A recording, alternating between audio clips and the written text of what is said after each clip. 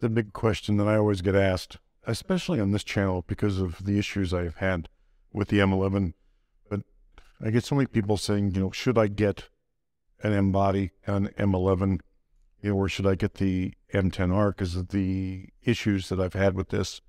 And, coming from an autofocus system for so many years, will it be okay if I get an M focusing, manual focusing M camera?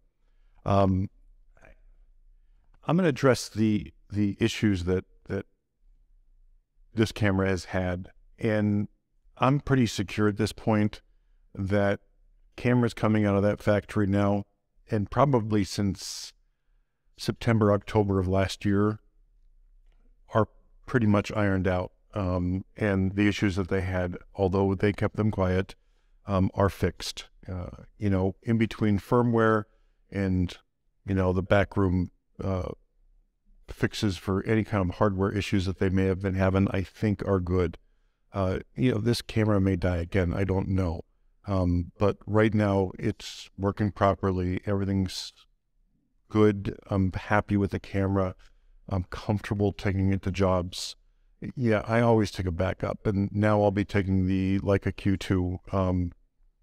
Somebody made a random comment about the Q2 saying their biggest issue with the camera was the lens. It was inferior.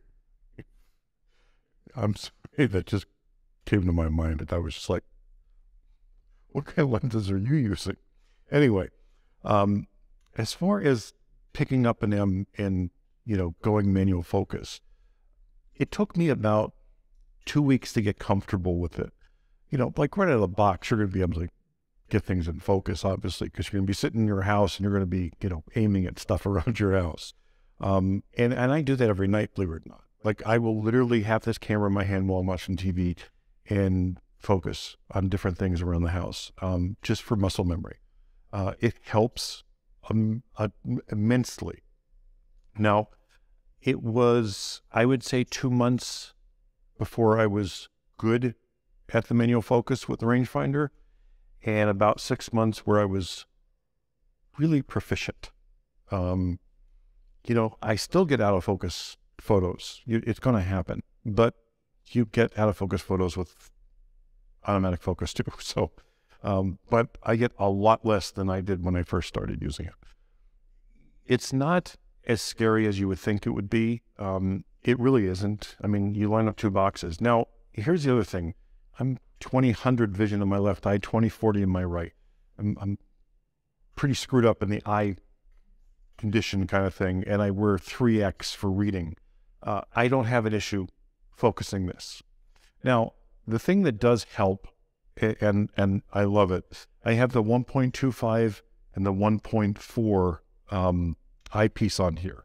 And the 1.4 is spectacular. Now, I have the Light Lens Lab one on here, which turns so you can focus it, which I don't like. Even though I have bad eyesight and it doesn't work for me.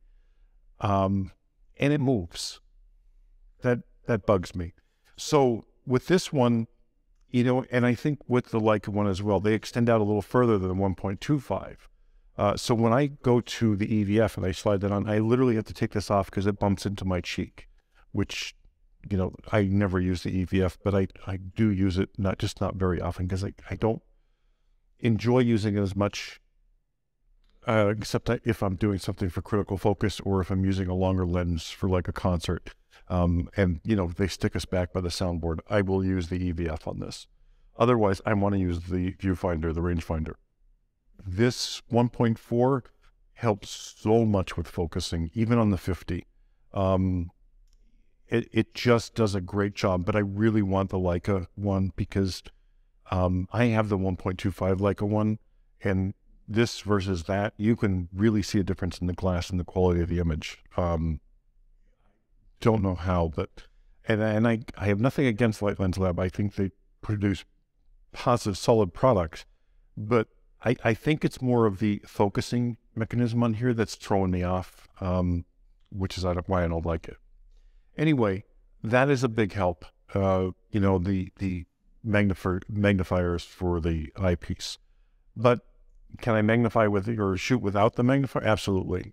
I really just don't have that much of an issue. And it just took practice and getting used to. So would I recommend a Leica M and get a Leica M11? Absolutely, 100%. I would recommend the camera. It is just a different shooting experience. And once you shoot with it and spend some time with it, now I'm not saying, rent it for a day and make your decision. I'm saying, have it for 2 weeks, 3 weeks. You'll understand and you'll get hooked. And it could be any name on here. It's the enjoyment of shooting, and the enjoyment of focusing and creating the images. That's what really makes this fantastic for me. And I enjoy it as much for commercial work as I do personal work. So yeah, I would definitely recommend the Leica M11. And I'd recommend the Leica M10. I mean, it's just the enjoyment of shooting. And the funny thing is this says 60 megapixels, and I do use 60 megapixels for commercial work. But when I'm shooting client work, not commercial contracts, I'm using 36 megapixels in here every day. I switch it to the medium size 36 megapixels, and it's perfect. And I get to use a little bit more lenses because, I don't need such a high rendering lens. So, like I use the Apo for my commercial work on the 60 megapixel, and it kills. But, I can use my Summicron on the 36, and it's just fantastic. The images it produces are great. Anyway, I hope this helps. If you have any questions about the camera, let me know. The updates they have made are pretty special. This little dot that I have on here, everybody's been asking me. I'll leave that in the Leica section on my Amazon. I'll leave that, a link in that below in the description. But it's like a plastic dot, and it doesn't leave any residue, but it stays on there good, covers really well. I love this better than anything I've tried. And it's, it matches the finish really, really well. So I highly recommend those little dots. And they're cheap too. They're like really inexpensive. Anyway, thanks for watching again. And yeah, if you have an inkling, scratch it. I think that's the itch, but you know what I'm talking about. Thanks for watching as always.